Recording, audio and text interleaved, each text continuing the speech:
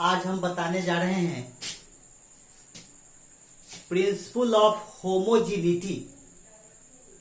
Principal of homogeneity Hindi में उसको कहते हैं समघातता का सिद्धांत। Principle of homogeneity, principle of homogeneity, homogeneity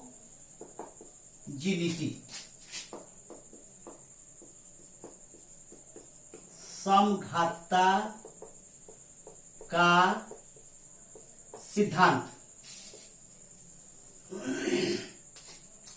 principle of homogeneity ये क्या है? ये प्रिंसिपल कहता है कि किसी भी फिजिकल इक्वेशन या फॉर्मूला के सभी टर्म जो होते हैं वह इक्वल होते हैं। जैसे 9th में पढ़े हैं v equal to u plus a t. इस प्रिंसिपल का कहना है कि ये दोनों अगर वेलोसिटी हैं तो ये एटी जो है यह भी वेलोसिटी है। ठीक है, ये फॉर्मूला आप पढ़े s equal to u t plus half a t square. उसमें s क्या था? डिस्टेंस था। ये प्रिंसिपल कहता है कि ये भी डिस्टेंस है और ये भी डिस्टेंस है, तभी डिस्टेंस में डिस्टेंस को ऐड करके डिस्टेंस मिला है। आप ये फॉर्मूला पढ़िएगा, इसमें क्या कहना है कि यह t अगर टाइम है तो ये क्वांटिटी भी टाइम है, तभी जो है टाइम टाइम के इक्वल है। यही कहता है यह प्रिंसिपल ऑफ होमोजिनिटी। तो सबसे पहले डिफाइन कर लीजिए, सबसे पहले डिफाइन कर लेते हैं इसको, प्रिंसिपल को लिख देते हैं, तब एग्जाम्पल से फिर समझ लीजिएगा। According to this principle, according to this principle, all terms of a physical equation or formula or physical formula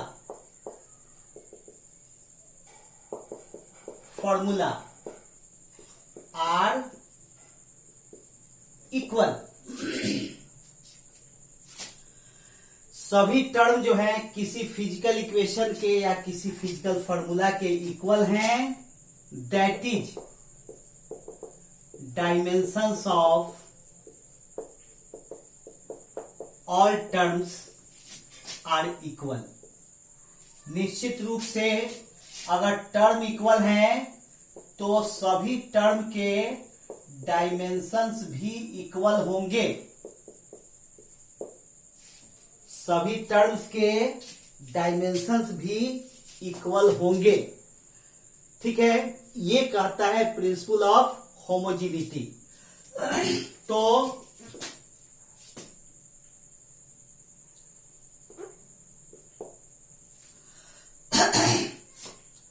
देख लीजिए इसको,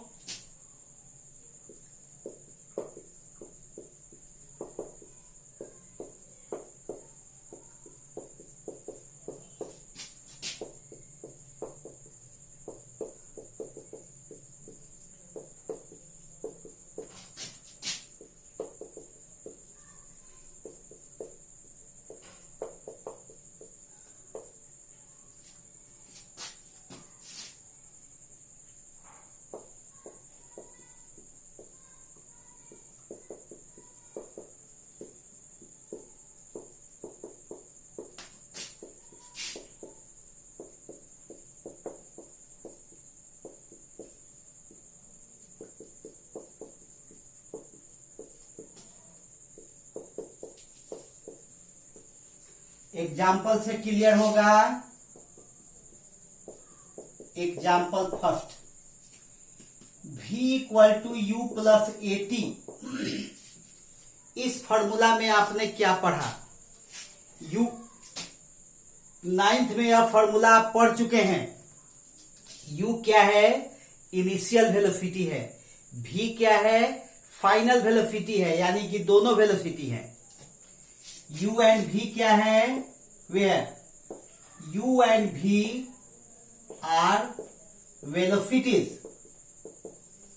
ए क्या है? एक्सीलरेशन। यू एंड भी वेलोसिटीज हैं, ए एक्सीलरेशन है, और टी क्या है? टाइम है।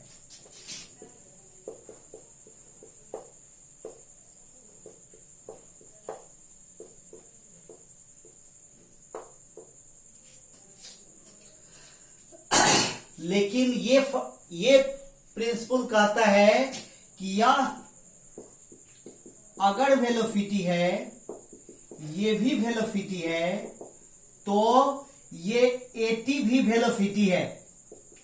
ये कहता है यह प्रिंसिपल। क्या करेंगे? सभी का डायमेंशन रखेंगे। क्या करेंगे? सभी का हम लोग डायमेंशन रखेंगे। पुटिंग, एक मिनट, चलिए पहले स्क्रीनशॉट ले लीजिए जिनको लेना है।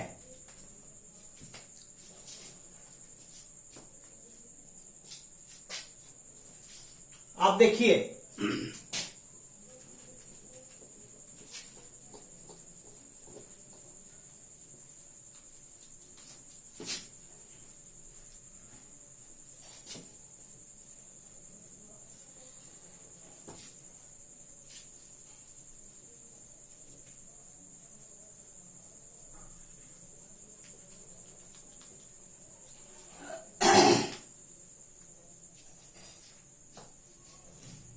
क्या बताया अभी एग्जाम्पल 1 में? v equal to u plus a t, जिसमें v वेलोसिटी है, u भी वेलोसिटी है, और 80 भी वेलोसिटी है। कैसे वेलोसिटी है? देखिए, putting dimensions of all quantities, सभी क्वांटिटीज का डायमेंशन हम लोग रखेंगे।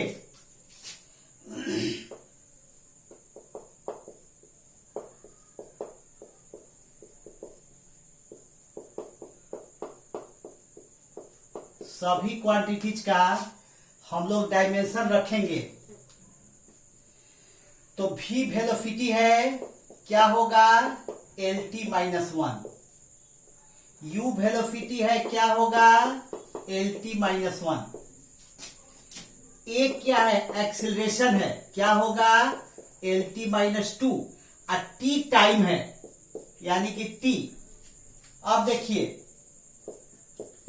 LT माइनस 1, ये भी LT माइनस 1, और ये -2 है, यहां पर 1 है, तो दोनों को ऐड कीजिएगा तो क्या हो जाएगा? -2 + 1 -1 होगा, यानी कि यह भी LT माइनस 1।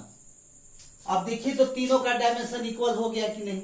यानी तीनों टर्म क्या है? वेलोसिटी है। जो कैसे पता चला? डायमेंशन के बेसिस पर पता चला।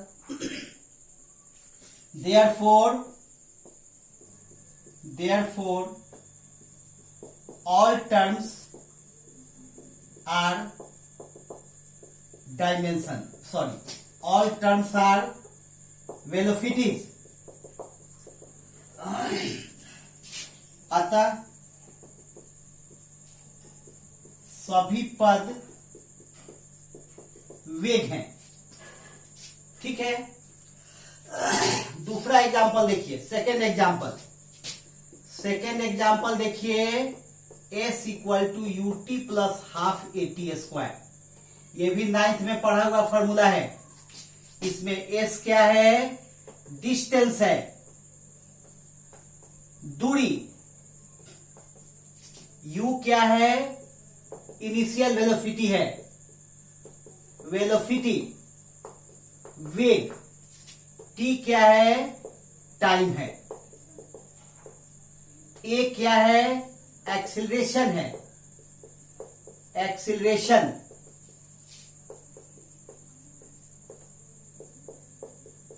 और टी तो टाइम है। क्या है, एस डिस्टेंस है।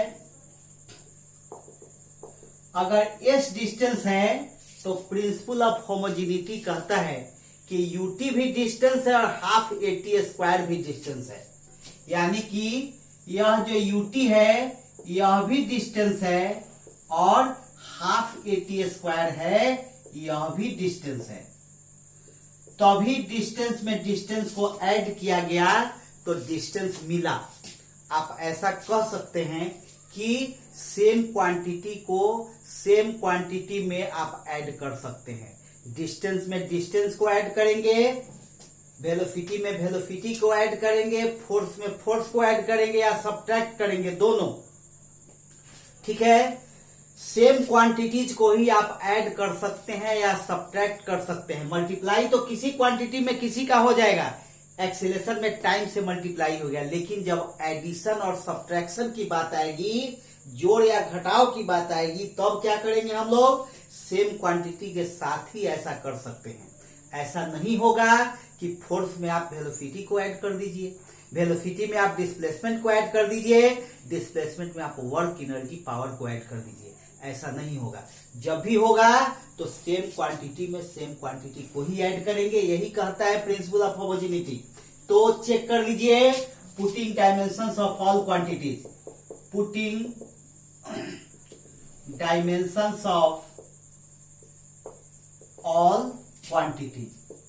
क्या होगा, सभी क्वांटिटीज का डायमेंशन रखने पर एस का क्या होगा, एल, यू हो गया एल टी -1 और टी टाइम है। और अभी अभी बताए हाफ क्या है, डायमेंशनलेस कांस्टेंट है। डायमेंशनलेस का मतलब इसमें न मास है, न लेंथ है, न टाइम है। m0 l0 t0 जो किसके बराबर होगा, 1 के बराबर होगा। और 1 आप लिखिए या नहीं लिखिए, बात बराबर। ए क्या है, एक्सेलरेशन, lt -2 टी स्क्वायर। अब देखिए, और यह एल हो गया, ये t -1 है, t है, दोनों मिलके एक दूसरे को कैंसिल करेगा, एल बचेगा। यहाँ t -2 है और t स्क्वायर है, दोनों मिलकर के एक दूसरे को कैंसिल करेगा। क्या मिलेगा, एल मिलेगा। क्या मिला, ऑल टर्म्स डिस्टेंसेज है, therefore all terms are distances.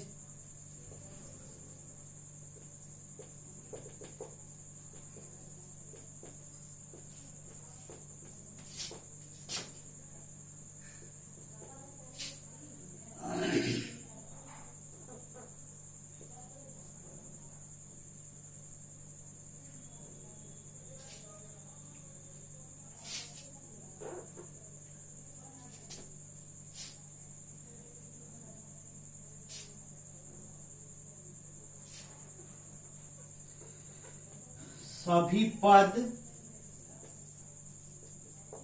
दूरियां हैं। ठीक है, इस टॉपिक में इतना ही।